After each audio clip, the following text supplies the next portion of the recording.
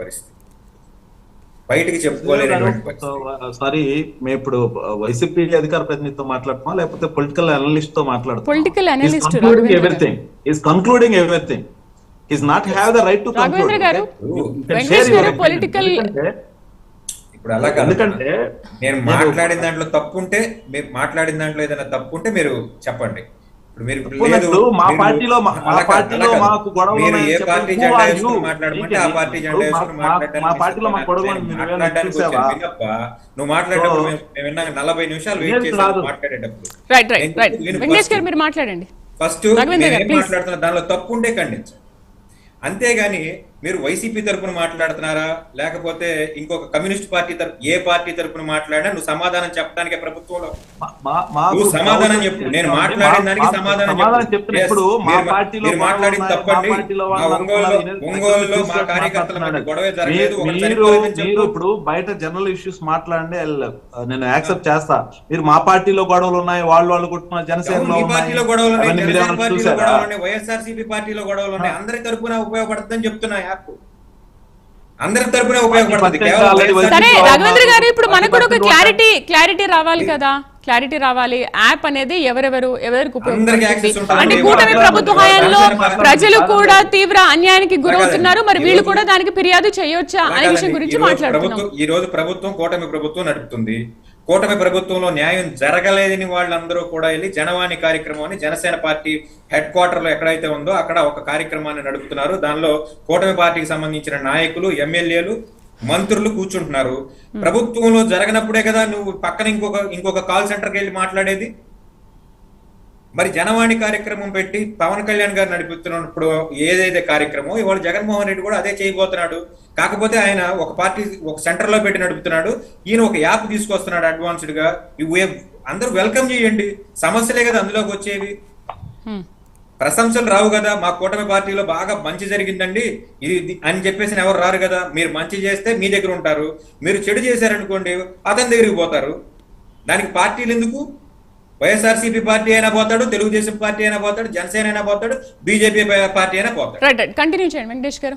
కాబట్టి కూటమి పార్టీలో ఈ రోజు ప్రతిరోజు ఏదో ఒక నేరం జరుగుతుంది. కూటమి ఏర్పడడానికి గల కారణం ఏంటంటే 30,000 మంది ఆడపిల్లలు తప్పిపోయారు, లేకపోతే ఇక్కడ మాయమైపోయారు. ఇది జగన్మోహన్ రెడ్డి యొక్క ఫెయిల్యూరు అని చెప్పేసి ఆ రోజు పవన్ కళ్యాణ్ గారు చెప్పారు. నేను వస్తే మొదటి సంతకం, మొదటి కేసు ఏం చేస్తానన్నారో మీకు తెలుసు కదా. కర్నూలులో జరిగినటువంటి అమ్మాయికి న్యాయం చేస్తానన్నారు. అది అప్పటికే చట్టం చేతిలో ఉన్నది. ఈ న్యాయం చేస్తాన్నారు కదా. ఏది ఈ రోజు న్యాయం? ఏది? 30,000లో 300 మందిని వెనక్కి తీసుకురాగలిగారా? ఈ ఫెయిల్యూర్స్ ఏవైతే ఉన్నాయో ఆ 30,000 మంది వచ్చి ఇక్కడ ఈ యాప్ లో పెట్టుకుంటారేమో. మరి చూద్దాం, వెయిట్ అండ్ సీ. రాష్ట్రంలో జరుగుతున్నటువంటి ప్రజా వ్యతిరేక నిర్ణయాలు కానివ్వండి, లేకపోతే ఇందాక నుంచి ఆయన చెప్తున్న తెలుగుదేశం అధికార ప్రతినిధి గారు చెప్తున్నారు కదా, కూటమి పార్టీ వచ్చాక అది చేసాం ఇది చేసాం అని చెప్పేసి. సార్, సంవత్సరం పాటు మీరు ఏమీ చేయలేదు సార్. సంవత్సరం పాటు మీరు 6 హామీల్లో ఒక హామీని మాత్రమే చేశారు. జగన్మోహన్ రెడ్డి 2,50,000 కోట్ల రూపాయలు జనాలకి బటన్ నొక్కి పంచాడు. ఈ గత సంవత్సరంలో మీరు ఎన్ని వేల కోట్లు పంచారనేది వైట్ పేపర్ ఇవ్వండి. సరే సరే వెంకటేష్ గారు, వెంకటేష్ గారు మీరు ఫాలో అయ్యారో లేదో నాకైతే తెలియదు, కానీ మీరు ఫాలో అయ్యారో లేదో తెలియదు. ఇందాక నేను జస్ట్ సూపర్ 6 ఒకటి, తర్వాత రిమైనింగ్ ఫస్ట్ 5 సంతకాలు ఏవైతే పెట్టామో అవి జస్ట్ శాంపిల్ మాత్రమే. సూపర్ 6 అనేది మా పూర్తి మేనిఫెస్టో కాదు.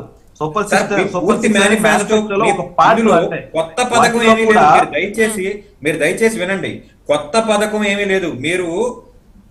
మీరుగా కనిపెట్టిన పథకం ఒకటి చెప్పండి. ఇందులో అన్ని కూడా జగన్మోహన్ రెడ్డి దీపం ఎవరిది? మెగా డిఎస్సి ఇస్తానని చెప్పేసి మెగా డిఎస్సి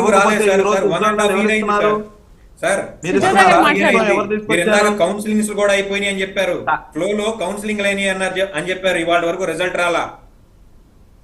ఈ రోజు వరకు పరీక్షలు పెట్టారు, దానికి సంబంధించిన రిజల్ట్ రాలేదు. మీరు కౌన్సిలింగ్ అయిపోయి రేపో మాపో జాయిన్ అవుతారు. ఇప్పుడు ఆల్రెడీ కీ ఇవ్వడం జరిగింది. కీ ఇవ్వడం కాదు సార్, జాబ్ ఇవ్వాలి. ఇప్పుడు నేను అనేది ఇప్పుడు మీరు ఒకటండి ప్రతిదీ కూడా ఒక ప్రాసెస్ ప్రకారం వెళ్తది. ఏదేదో నేను ఇంట్లో బతుకుతున్నటువంటి పరిస్థితి. సరే ఇంకొక మాట చెప్తాను. 13,000 రూపాయలు 15,000 రూపాయలు 2,000 రూపాయలు జగన్మోహన్ రెడ్డి దొంగ కొట్టేశాడని చెప్పారు కదా, మీరెంత వేశారు సార్?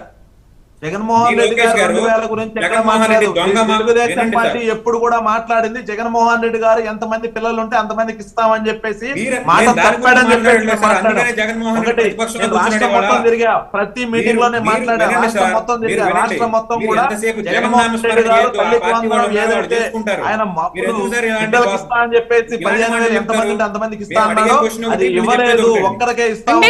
వెంకటేష్ గారు ఓకే, ఇప్పుడు ఆ 2,000 కూడా వెంకటేష్ గారు 2,000 కూడా లోకేష్ అకౌంట్ లోకి వెళ్ళాయని చెప్పేసి వైసీపీ కూడా అప్పట్లో ఆరోపించింది కదా.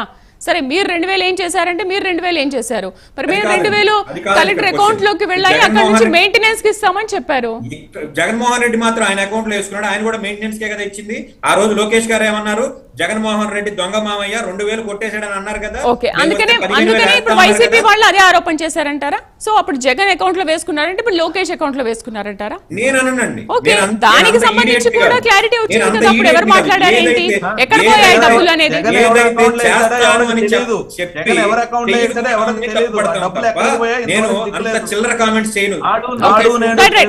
రాఘవేంద్ర గారు నేను మీ దగ్గరకు వస్తాను, టైం అవుతుంది.